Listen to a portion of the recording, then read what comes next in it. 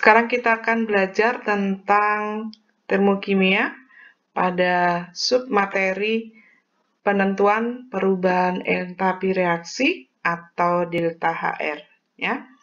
Delta HR dapat ditentukan dengan berbagai cara, antara lain yang pertama menggunakan kalorimeter atau kalorimeter bomb, kemudian menggunakan hukum Hess atau diagram entalpi. Kemudian yang ketiga memakai data entalpi pembentukan standar yaitu delta HF. Dan terakhir menggunakan data energi ikatan. Sekarang kita akan mempelajari cara yang pertama, yaitu menentukan delta H reaksi dengan menggunakan alat yang disebut kalorimeter atau kalorimeter bomb. Penggunaan alat ini berdasarkan pada asas Black, di mana kalor yang dilepas itu sama dengan kalor yang diterima.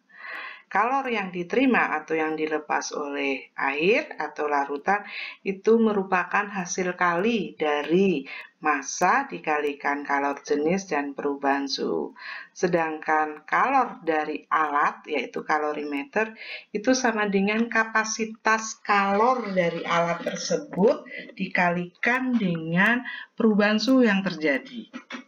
Di mana Q merupakan jumlah kalor dengan satuan kalori atau joule, M itu massa air atau larutan di dalam kalorimeter, satuannya bisa gram atau kilogram, dan kalor jenis itu satuannya joule per gram derajat Celcius. Dan delta T atau perubahan suhu itu selisih dari suhu akhir dikurangi suhu awal. Ada beberapa buku yang menuliskan satuan dari kalor jenis ini adalah joule per gram Kelvin. Tidak menjadi masalah karena yang diperhitungkan adalah perubahan suhunya. Sebagai contoh, perubahan suhu dari 40 ke 30 itu ada 10 derajat Celcius. Ini bisa kita tulis menjadi delta T-nya 283 dikurangi 273 derajat Kelvin sama dengan 10 derajat Kelvin. Jadi sama-sama selisihnya sebesar 10 derajat. Jika kita menggunakan alat kalorimeter sederhana yang tampak seperti dalam gambar, biasanya kalor yang dilepas atau yang diserap oleh alat itu diabaikan. Sehingga jumlah kalor yang diserap atau yang berpindah ke lingkungan dapat diabaikan sehingga Q reaksi, kalor reaksi itu sama dengan kalor yang dilepas atau yang diterima oleh air atau larutan yang berada di dalam alat kalorimeter. Jika kita menggunakan kalorimeter bomb, itu biasanya kalor yang diserap atau yang diterima oleh alat kalorimeter diperhitungkan dalam mencari delta H reaksi. Ya, kalau dilihat dari gambar bahwa kalorimeter bomb ini dilengkapi dengan alat pemanas listrik untuk memulai reaksi atau tungku yang berguna untuk pembakaran zat-zat. Memang digunakan untuk menghitung kalor pembakaran zat yang berwujud gas. Proses yang berlangsung dalam kalorimeter ini bersifat adiabatik. Artinya, pada proses ini tidak ada panas yang hilang, juga tidak ada panas dari luar yang masuk. Betul-betul sistem terisolasi secara sempurna. Sehingga kalor reaksinya sama dengan jumlah kalor dari larutan dan kalorimeter, baik yang dilepas ataupun yang diterima. Sebagai contoh soal, perhatikan pada suatu percobaan 3 liter air dipanaskan, ada kata dipanaskan, sehingga Suhu air naik dari 25 derajat Celcius menjadi 72 derajat Celcius. Jika diketahui massa jenis air 1 gram per mili dan kalor jenis airnya 42 Joule per gram derajat Kelvin, berapa delta H reaksi pemanasan tersebut? Ya, dari pernyataan soal kita dapat menyimpulkan bahwa reaksi itu reaksi endoterm. Jadi membutuhkan kalor. Kalornya masuk dari lingkungan ke sistem, dari kata dipanaskan. Dan yang diketahui hanya kalor jenis air, C kecil, maka dipastikan bahwa dalam soal ini menggunakan kalorimeter sederhana. Sehingga kalor dari kalorimeter itu diabaikan. Dan dari pernyataan itu kita mendapatkan data jika volume airnya 3 liter rho-nya 1 gram per mili, atau bisa kita ganti gram per mili menjadi kilogram per liter, ini, maka massa air akan ditemukan sebesar 3 kg atau 3000 gram. Dan C-nya, kalor jenis airnya itu 42 Joule per gram derajat Kelvin atau kita jadikan kilojoule per kilogram. Dan perubahan suhunya sebesar 47 derajat Celcius atau 47 derajat Kelvin. Kemudian kita masukkan dalam rumusnya, maka kita akan temukan 592,2 kJ bertanda positif karena merupakan reaksi endoterm. Sekarang kita akan berlatih menentukan perubahan entalpi dari reaksi neutralisasi antara asam dan basa dengan menggunakan kalorimeter. Dalam suatu kalorimeter direaksikan 20 cm3 atau 200 ml larutan NaOH 1 molar dengan 200 ml larutan HCl 1 molar. Ternyata suhunya naik, berarti reaksi eksoterm dari 29 derajat Celcius menjadi 36 derajat Celcius. Kalor jenis larutan dianggap sama dengan kalor jenis air sebesar 4,18 dengan satuan Joule per gram derajat Kelvin. Massa jenis larutan dianggap sama dengan massa jenis air, yaitu 1 gram per mili. Jika dianggap bahwa kalorimeter tidak menyerap kalor, ya, kalorimeternya tidak menyerap kalor, maka bisa dikatakan bahwa kalor reaksi sama dengan kalor yang dilepaskan oleh larutan saja, karena kalor dari kalorimeternya diabaikan. Berapa perubahan entalpi dari reaksi? Dari wacana kita dapatkan data sebagai berikut. Volume NaOH itu ada 200 ml dan volume HCl juga 200 ml, sehingga volume totalnya 400 ml. Karena rho-nya sama dengan 1 gram per mili, maka massa larutan bisa kita tentukan sebesar 400 gram. Mol NaOH dan mol HCl sama dengan mol H2O, yaitu sebesar 0,2 mol. Ya, kita tahu dari persamaan reaksi koefisiennya perbandingannya sama. Dan perubahan suhunya kita dapatkan 7 derajat Celcius. Kalor jenisnya 41,8. Berapa delta Hn-nya, neutralisasinya?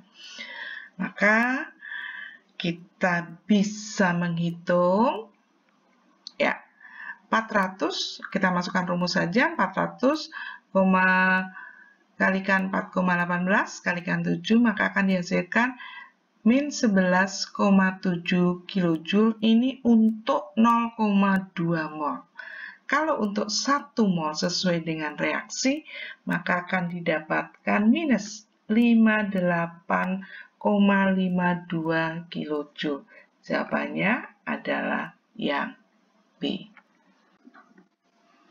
Sekarang kita berlatih menentukan delta H reaksi kimia biasa dengan menggunakan kalorimeter.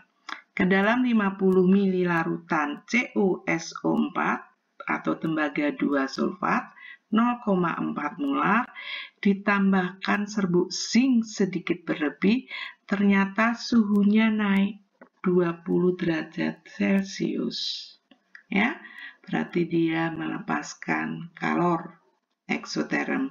Dengan menganggap bahwa kalor jenis larutan itu sama dengan kalor jenis air, 4,18 Joule per gram derajat Kelvin, dan kapasitas kalor wadah reaksi diabaikan.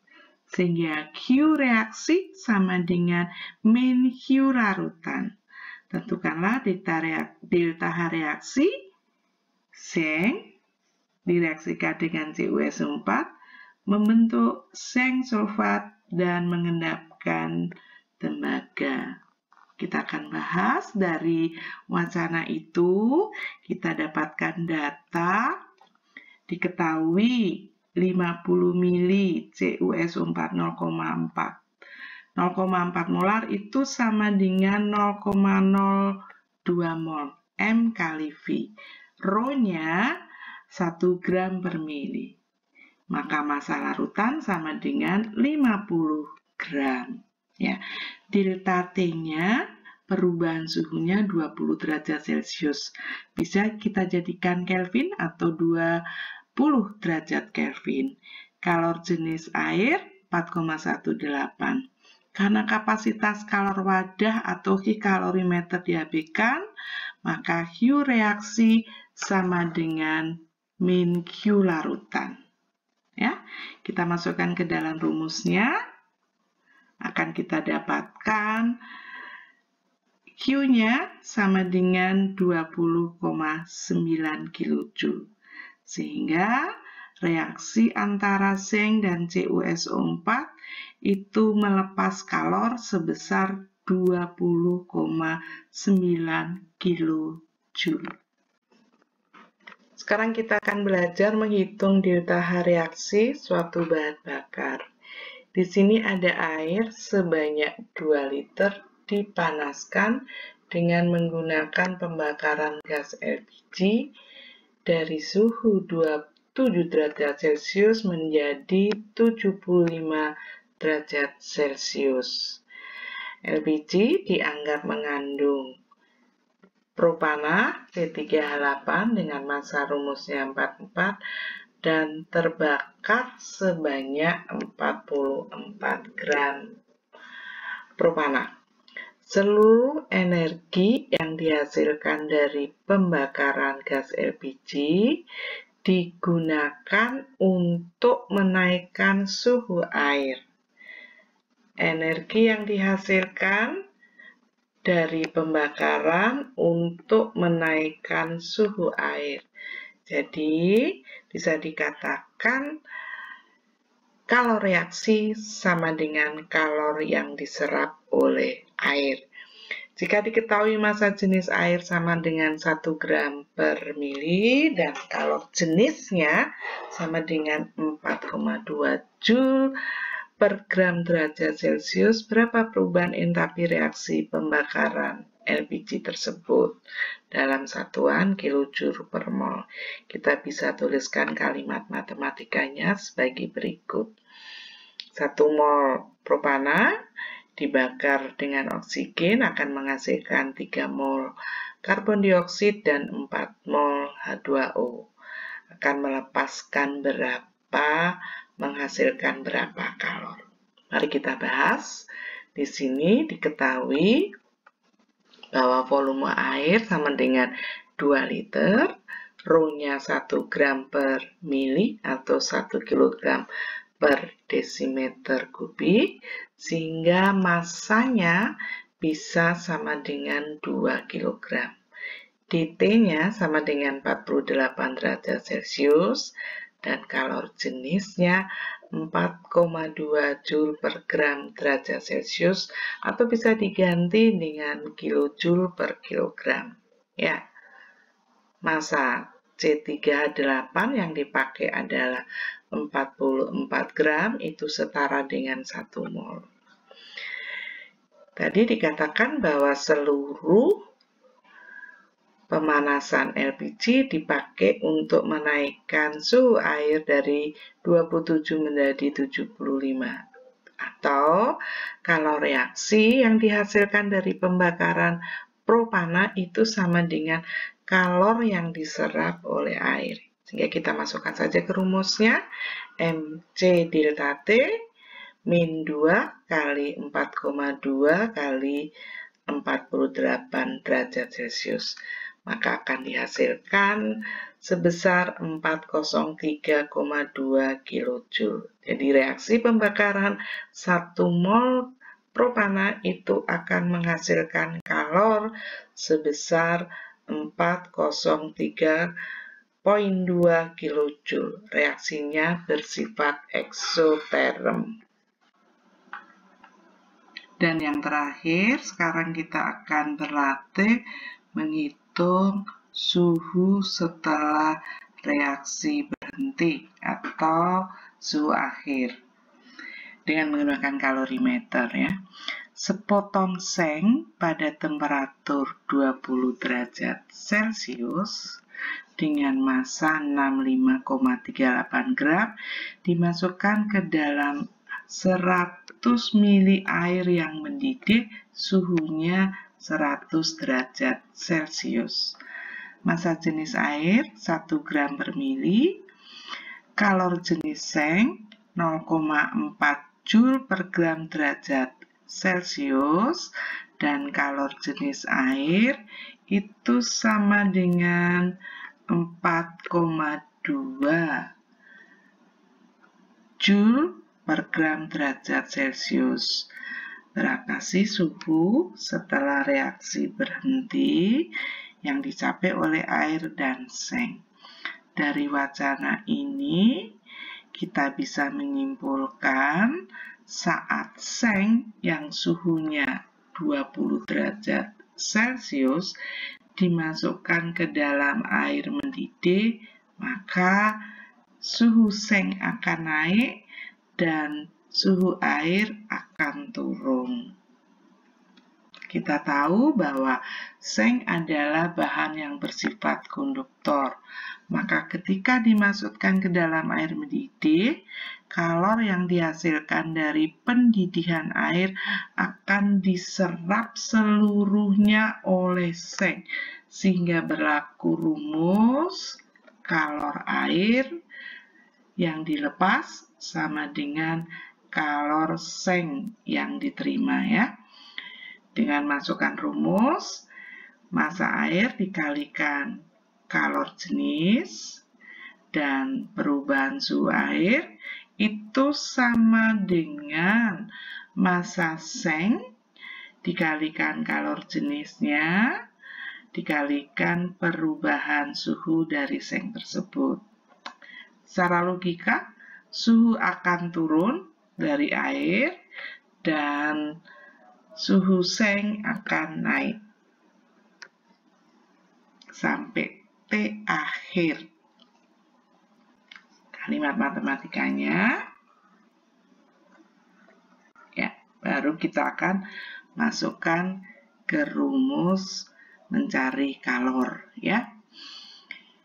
Rumusnya MC delta T, maka kita masukkan datanya, ada 100 gram air, kalor jenisnya 4,2 dan dikalikan delta T-nya. 100 derajat Celcius dikurangi suhu akhir. Itu sama dengan massa seng dikalikan kalor jenis seng dikalikan suhu akhir dikurangi suhu awal dari seng atau delta T-nya seng. Dari perhitungan kita menghasilkan 42.000 dikurangi 420 T akhir. Itu sama dengan 26.125 T akhir dikurangi 523,04. ya. Sehingga ditemukan suhu akhirnya sebesar 95,31 derajat Celcius, atau dapat dikatakan bahwa suhu air itu turun dari 100 derajat dikurangi 93,31 sebesar 4,69 derajat Celcius, dan suhu seng itu naik sebesar 70,31 derajat Celcius. Jadi kalor pendidih air itu semuanya diserap oleh seng. Demikian penjelasan dan latihan tentang bagaimana cara kita menghitung delta H dengan menggunakan alat yang disebut kalorimeter. Sekian, terima kasih. Untuk selanjutnya kita akan belajar bagaimana cara menghitung delta H dengan menggunakan hukum Hess.